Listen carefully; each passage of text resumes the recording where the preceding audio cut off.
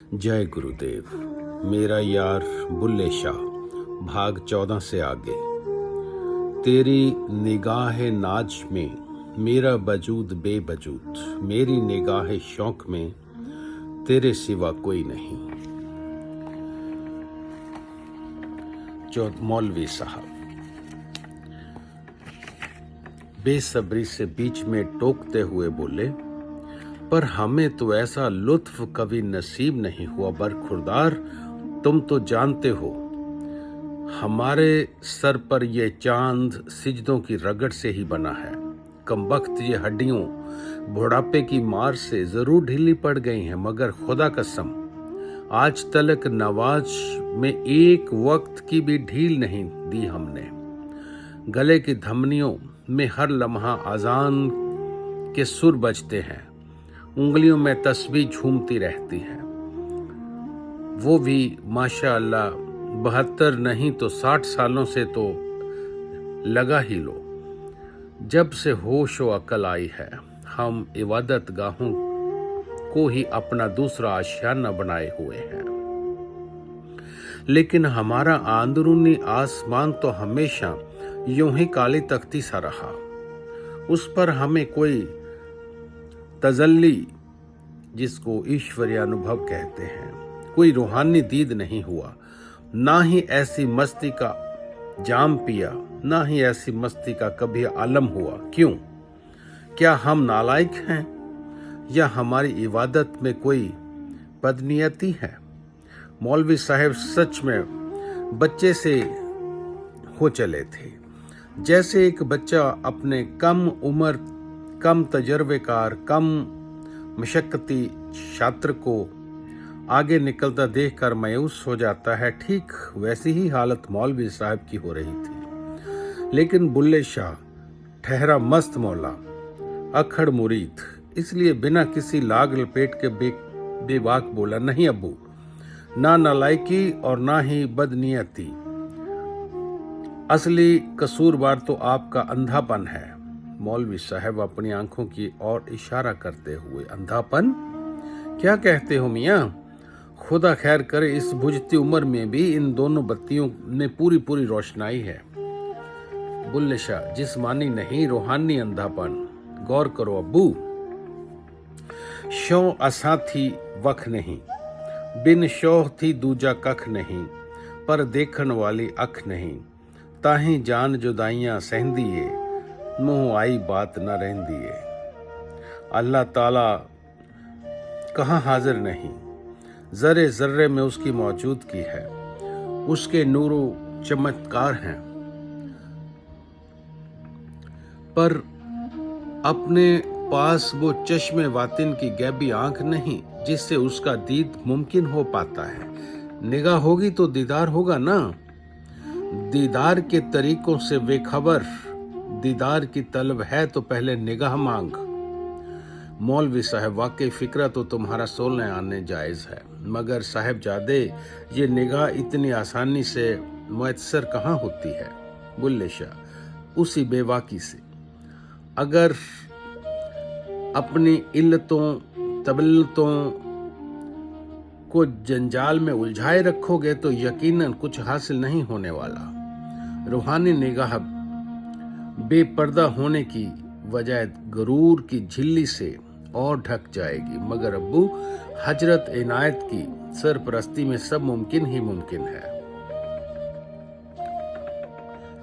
जो कोई उसनू लखना चाहे, बाज बसीले लख्या ना जाए। शाह इनायत भेद बताए ता खुले इसरार। मौला इनायत मौजूदा वक्त के रसूल हैं, गुरु हैं, बरखुरदार हैं, खुदा वंगवार है, रहीम करीम हैं। वह तशरीफ इसलिए लाए हैं कि बिछड़ी रूहों का परवरदिगार से मिलाप करा सके। मौलवी साहब, आप उनकी अंजुमन में तो आकर देखिए, दिल से सिजदे में सर को झुकाइए। गैबी आंख तो क्या, जन्नत के दरवाजे खुले मिलेंगे। मशूक़े हकीकत दीद देने को तो क्या, दहलीज पर खड़ा आपको बाहों में भरने को बेकरार मिलेगा।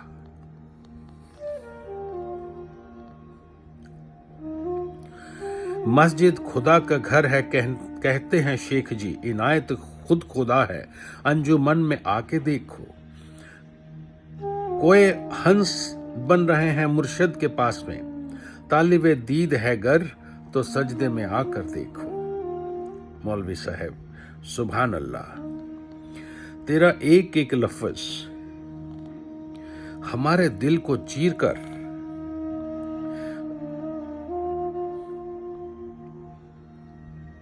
अपनी जगह बना रहा है। मगर बुल्ले कुछ अर्ज करूं? बुल्ला, बेशुबे अब्बू जान।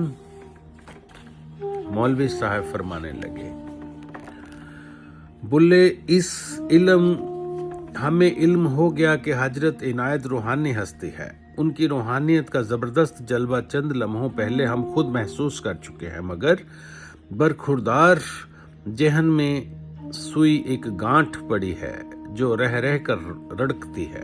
बुल्ले शाह, कैसे गांठ अब्बू? मौलवी साहब, बुल्ले, साइदी खानदान में आगाज से आज तलक किसी शख्स ने भी जिस्मानी पीर की शागिर्दी नहीं की, तो क्या हम पुरखों की ये रिवायत?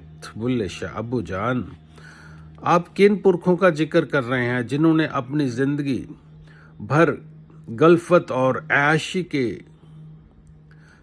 कुछ पिया ही नहीं,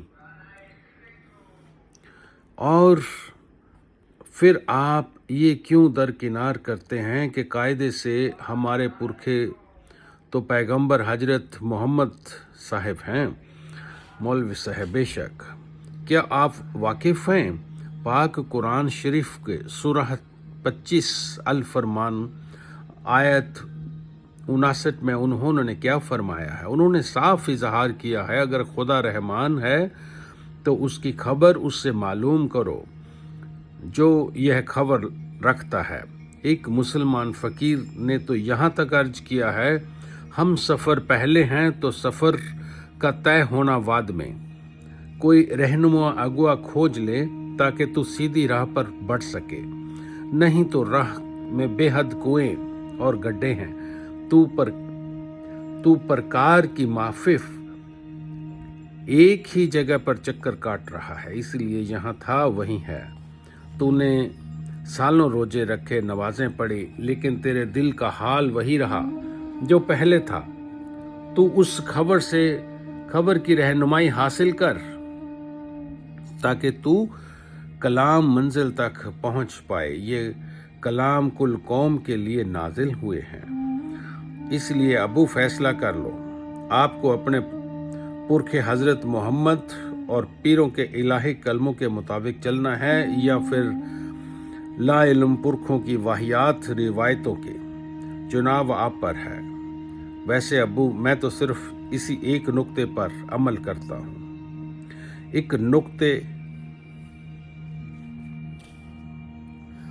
ਇੱਕ ਨੁਕਤੇ ਵਿੱਚ ਗੱਲ ਮੁੱਕਦੀ ਏ, ਫੜ ਨੁਕਤਾ ਛੋੜ ਹਿਸਾਬਾਂ ਨੂੰ, ਕਰ ਦੂਰ ਕੁਫਰ ਦਿਆਂ ਬਾਬਾਂ ਨੂੰ, ਫੜ ਮੁਰਸ਼ਦ ਆਵਦ ਖੁਦਾਈ ਹੋ, ਵਿੱਚ ਮਸਤੀ ਬੇਪਰਵਾਹੀ ਹੋ, ਬੇਖਵਾਹਿਸ਼ ਬੇਨਵਾਹੀ ਹੋ, ਵਿੱਚ ਦਿਲ ਦੇ ਖੂਬ ਸਫਾਈ ਹੋ।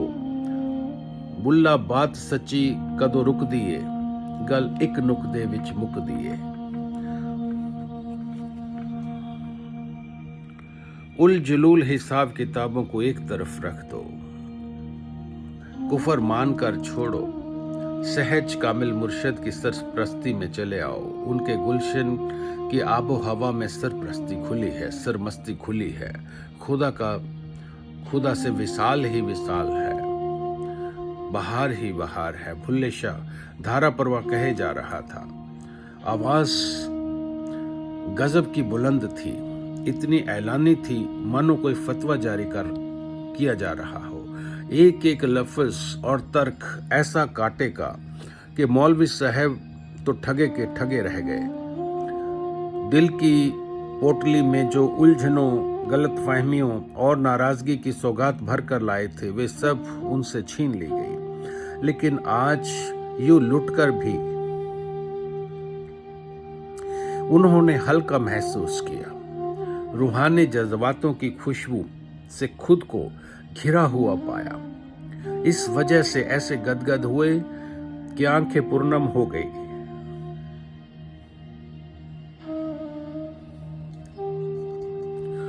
गले में पानी का फंदा फंस गया।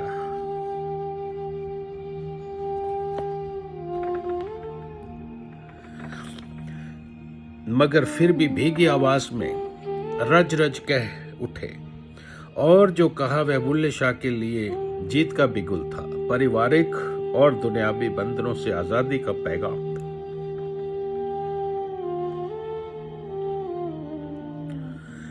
जिस सबब को लेकर वह आस्थाने से चला था, उस पर फतह की मोहर थी। सबसे बढ़कर यह एक नई जिंदगी की शुरुआत थी, ऐसी जिंदगी जो अनायत से शुरू होकर इनायत के रंग में रंग कर इनायत रूप ही हो जाएगी। बस आज इतना ही। जय गुरु।